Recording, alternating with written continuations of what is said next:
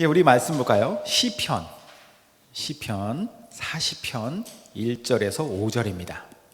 저 여러분이 한 절씩 교독하고 마지막 절 같이 읽도록 하겠습니다. 내가 여호와를 기다리고 기다렸더니 귀를 기울이사 나의 부르짖음을 들으셨도다. 내 기가 막힌 웅덩이와 수렁에서 끌어올리시고 내 발을 반석 위에 두사 내 걸음을 견고하게 하였도다. 새 노래 곧 우리 하나님께 올릴 찬송을 내 입에 두셨으니 많은 사람이 보고 두려워하여 여호와를 의지하리로다. 여호와를 의지하고 교만한 자와 거짓에 치우치는 자를 돌아보지 아니하는 자는 복이 있도다. 같이 읽겠습니다. 여호와 나의 하나님이여, 주께서 행하신 기적이 많고 우리를 향하신 주의 생각도 많아 누구도 주와 견줄 수가 없나이다. 내가 널리 알려 말하고자 하나 너무 많아 그 수를 셀 수 없나이다. 아멘.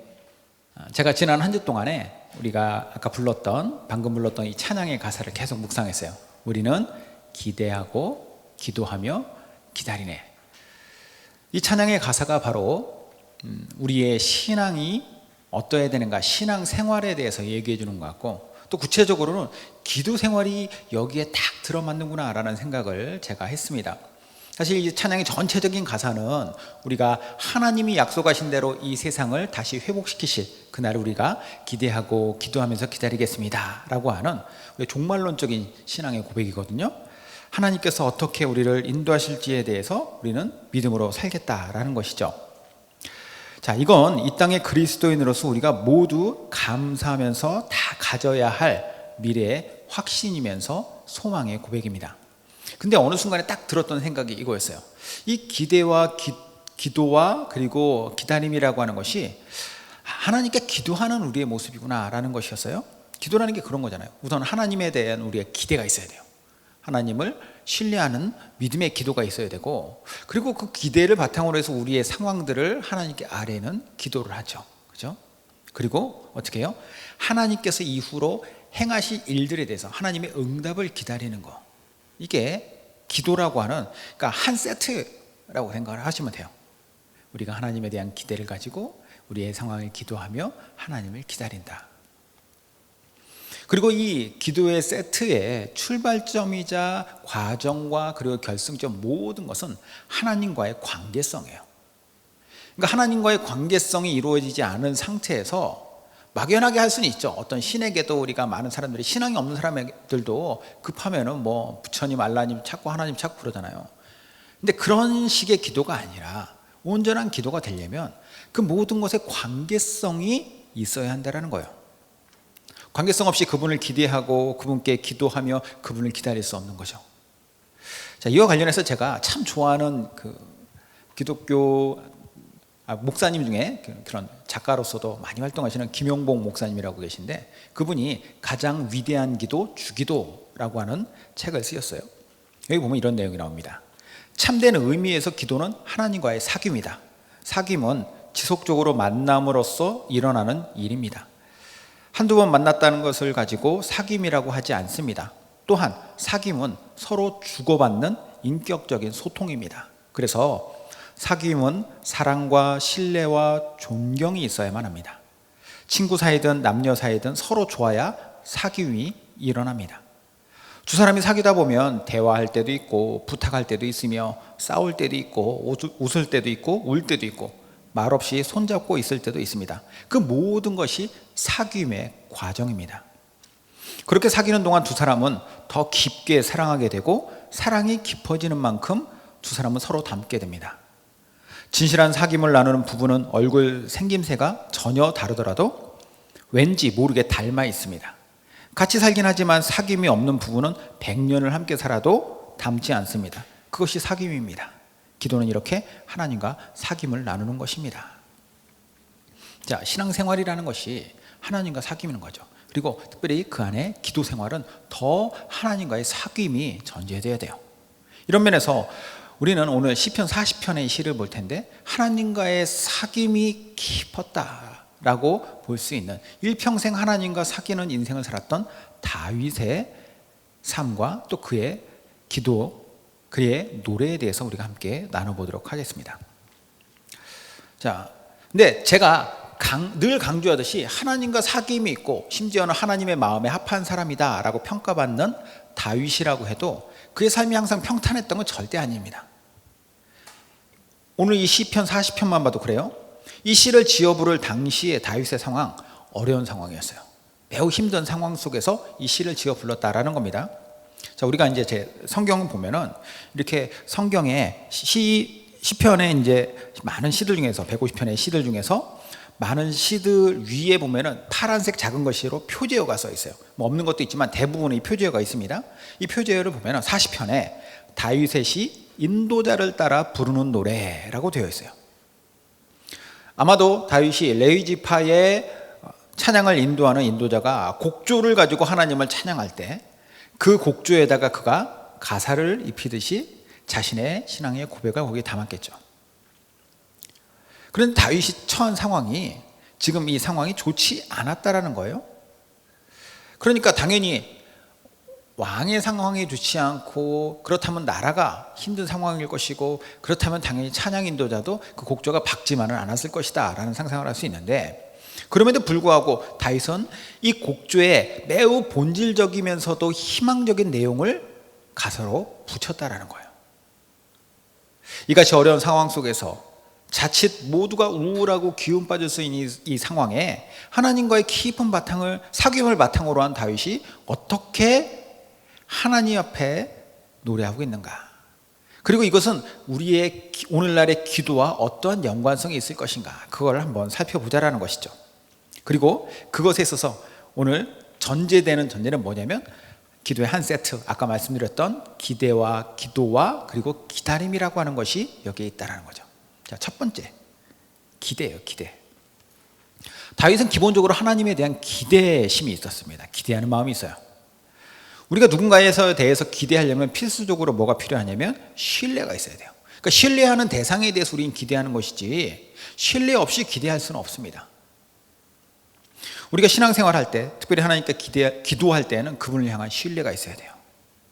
그리고 이 신뢰는 그냥 생기는 것이 아니라 많은 만남이, 하나님을 경험하고 하나님께서 일하시는 일들에 대해서 내가 느끼고 깨달은 이런 경험들이 켜켜이 쌓였을 때 신뢰가 쌓이는 거죠. 생판 아무 관계나 경험 없는 대상을 어떻게 온전히 신뢰할 수 있습니까? 뭐 혹시나 했더니 역시나 이 정도는 할 수 있죠. 그러나 진짜 순수한 기대는 거기에서 일어나지 않아요. 아까 제가 김영봉 목사님 책 말씀드렸죠. 하나님과의 사귐, 이게 기도의 본질이다라고 말씀하셨어요. 사귐은 그분과 함께 하면서 경험을 쌓아가는 것이고 그러면서 신뢰가 쌓이는 거예요. 이 시를 지어 부르는 다윗, 하나님을 신뢰하면서 기대할 수 있었던 사람입니다. 그리고 그것은 그의 경험에 기초했을 거예요. 자, 제가 아까 이 시의 표제어를 얘기하면서 그가 어려운 상황에서 인도자의 노래를 맞춰가지고 지금 시를 지었다고 했잖아요. 그런데 이제 다윗이 이 상황만 어려웠었냐? 아니라고 했어요. 이미 과거에 많은 어려움들을 그는 겪으면서 살아왔습니다. 그리고 그 어려움들이 많은 경우에 해결이 됐고 그 해결된 경험이 그에게 하나님의 신뢰하는 바탕이 됐어요. 그렇기 때문에 그런 상황 속에서 또다시 찾아온 어려움 앞에서 그가 어떤 고백을 하는가? 1절과 2절 보죠. 내가 여호와를 기다리고 기다렸더니 귀를 기울이사 나의 부르짖음을 들으셨도다. 나를 기가 막힐 웅덩이와 수렁에서 끌어올리시고 내 발을 반석 위에 두사 내 걸음을 견고하게 하셨도다. 이 과거에 관한 이야기예요. 그가 부르짖었다 혹은 뭐 기가 막힐 웅덩이와 수렁 이런 것들을 언급하는 것들을 보면은 뭐 구체적인 상황은 모르겠지만 힘든 상황이 있었다라는 거예요. 근데 힘든 상황 속에서 그가 건짐을 받았다라고 하는 그의 과거에 관한 이야기죠. 자, 그런 위험한 일 속에서 하나님께 부르짖으면서 기다렸습니다. 그러니까 하나님 응답하셨습니다. 자, 이미 과거에 기도의 세트가 일어난 거예요. 그가 하나님을 기대하면서 하나님께 기도하면서 기다리고 기다렸더니 하나님이 응답하셨습니다. 다윗이 얼마나 간절하게 간절하게 하나님께 나아갔느냐, 하나님을 기다리고 기도하고 기다렸느냐를 볼 수 있는 단어가 이 부르짖었다라고 하는 표현이거든요. 부르짖었다. 이게 뭐냐면 간절하게 도움을 구하는 외침이에요. 그러니까 사람 살려 이걸. 하나님께 간절하게 내가 물에 빠진 것 같은, 내가 고통 가운데서 기가 막힐 웅덩이, 이 기가 막힐 웅덩이는 내가 설명이 안 되는, 여기서 빠져나갈 수 있을 것이라고 기대가 안 되는 그런 웅덩이에요. 깊은 수렁, 거기에서 내가 건짐받아서 내 발이 반석 위에 올라서 내 걸음이 안전하게 되었다라고 하는 것, 그의 과거의 경험이고, 그리고 그가 하나님을 신뢰할 수밖에 없는 근거입니다. 그러한 과거의 경험과 그로 인한 신뢰, 그리고 이 신뢰를 바탕으로 한 기대가 오늘 위기에 처한 다윗에게 힘이 되는 거죠. 물론 우리가 이 과거의 경험, 기대하는 하나님에 대한 기대의 이런 일들이 맨날 과거에 매여 있으면 안 됩니다. 좋았던 그 시절만, 그때는 좋았지, 그렇게만 하면서 거기에만 머물러서 신앙생활 하는 것 문제죠. 맨날 뜬구름 잡는 사람처럼 보일 수 있어요. 하지만 그게 아니라 과거의 경험을 바탕으로 하나님을 신뢰하면서 기대하면서 오늘날 하나님 앞에 나아간다라고 하는 거 매우 중요해요. 출애굽기에 보면은 이런 이유로 하나님께서 이 중요함을 하나님께서 이스라엘 백성들에게 인지시켜주는 부분이 나옵니다. 출애굽기 3장 16절에서 18절의 전반부에 보면은 이런 말씀하세요. 모세를 보내시면서 이제 이스라엘 백성들이 이집트에서 고통받고 있잖아요. 그들을 건져내겠다고 하나님 결심하셨어요. 모세를 보내시죠. 그럼 모세가 내가 가서 그 사람들한테 하나님 너희들을 내가 출애굽시키겠다라고 말한다고 해서 그 사람들이 다 따라오겠습니까? 출애굽 인원을 보면은 200만에서 250만 정도로 추산하는데 그 많은 숫자의 사람들이 내 말을 듣고 따라오겠습니까? 그러니까 하나님이 말씀하세요. 내가 널 보냈다라고 해라. 그리고 나는 누구냐? 이렇게 말해요. 너는 가서 이스라엘의 장로들을 모으고 그들에게 이르기를 여호와 너희 조상의 하나님 곧 아브라함과 이삭과 야곱의 하나님이 내게 나타나 이르시되 내가 너희를 돌보아 너희가 애굽에서 당한 일을 확실히 보았노라. 내가 말하였거니와 내가 너희를 애굽의 고난 중에서 인도하여 내어 젖과 꿀이 흐르는 땅 곧 가나안 족속, 헷 족속, 아모리 족속, 브리스 족속, 히위 족속, 여부스 족속의 땅으로 올라가게 하리라 하셨다 하면 18절 전반절에 그들이 내 말을 들으리니. 이 무슨 말입니까? 과거에 역사하셨던 하나님, 그래서 우리의 조상 아브라함과 이삭과 야곱의 하나님, 신뢰할 만한 존재, 그 하나님을 기대하면서 나아갈 수 있도록 주신 말씀이라는 거예요. 우리 기도에 있어서도 마찬가지라는 겁니다. 과거의 하나님, 그 하나님, 살아계신 하나님이 오늘날 너희에게 왔다, 너희에게 나를 보냈다, 이것처럼 그 하나님이 오늘날 나에게 역사하신다. 이러한 하나님에 대한 기대를 쌓아가기 위해서는 아까 말씀드렸죠. 기도는 사귐이다. 사귐이 계속돼야 돼요. 그리고 하나님과의 사귐이 계속되는 지금 현재 오늘날 우리는 계속해서 미래로 가면은 미래에서 바라볼 때 오늘날은 지금 현재는 과거가 되잖아요. 그죠? 그럼 지금 내가 하나님을 기대할 수 있을 만한, 신뢰할 만한 경험, 하나님과의 사귐이 계속돼야 되는 거예요. 그러니까 기도는 단순히 오늘날 내가 무엇인가를 이루기 위해서만 하는 것이 아니라 앞으로 내가 또 기도할 것을 대비해서 하나님과의 관계성을 쌓아가는 거죠. 이게 기도라는 거예요. 자, 두 번째 요소, 이제 실제적인 기도입니다. 아까도 말씀드렸지만 다윗은 위기 가운데 있어요. 위기 상황, 심각한 위기였습니다. 왜냐하면 시편 40편의 뒷부분으로 가면 이 상황을 짐작케 하는 내용이 나옵니다. 13절에 여호와여 은총을 베푸사 나를 구원하소서, 여호와여 속히 나를 도우소서. 17절에 보면 나는 가난하고 궁핍하오나 주께서는 나를 생각하시오니 주는 나의 도움이시오 나를 건지시는 이시라 나의 하나님이여 지체하지 마소서. 속히 나를 도와주십시오. 지체하지 말고 나를 도와주십시오 라고 하는 것, 절박한 상황이라는 거죠. 다윗은 분명히 만만치 않은 상황 가운데 있는데, 그런데 오늘 본문에서 그가 기도하는 것을 보면은 약간 특이한 방식으로 처음 기도의 포문을 엽니다. 그러니까 과거에 대한 이야기를 하고 나서 3절에 하나님께 이렇게 기도를 해요. 새 노래 곧 우리 하나님께 올릴 찬송을 내 입에 두셨으니 많은 사람이 보고 두려워하여 여호와를 의지하리로다. 하나님 앞에 내 상황에 대한 간청이 이루어지기 전에 뭐가 있었냐? 그의 입에는 새 노래, 하나님을 향한 찬송이 있었다.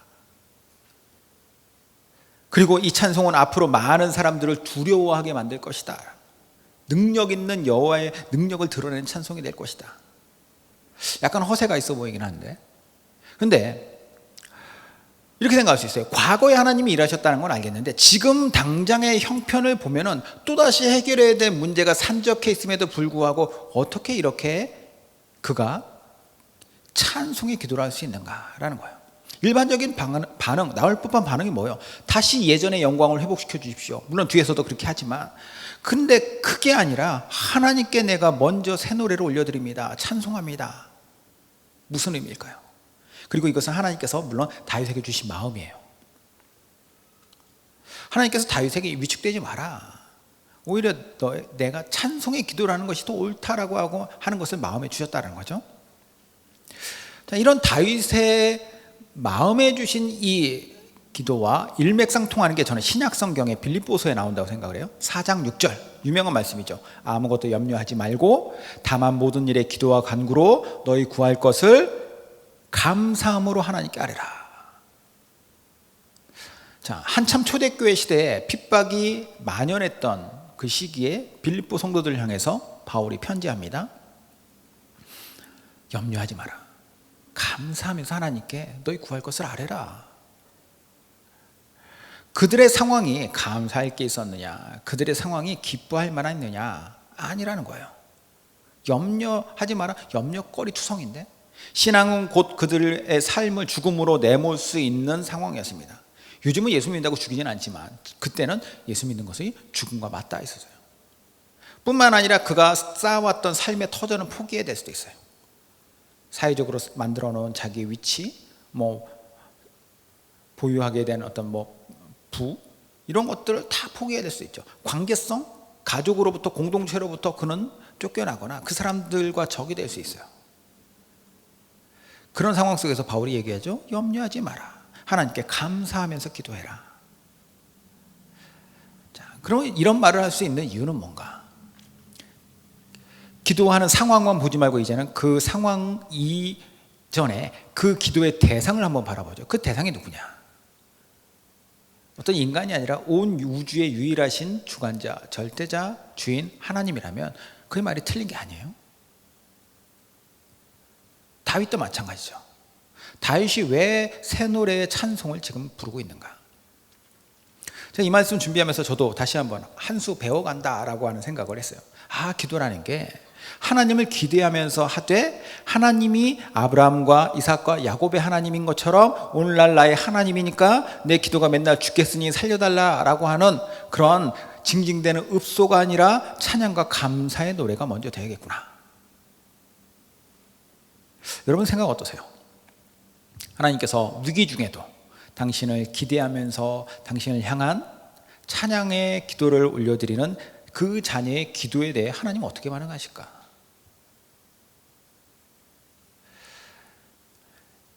그 하나님의 반응하실 것을 이제 세 번째 요소로 이제 넘어가는 거예요. 하나님께서 어떻게 반응하실까라고 하는 것이 이제 하나님 편에서 이루어질 일이지만 우리 편에서는 뭐라 하냐면 기다려야 돼요.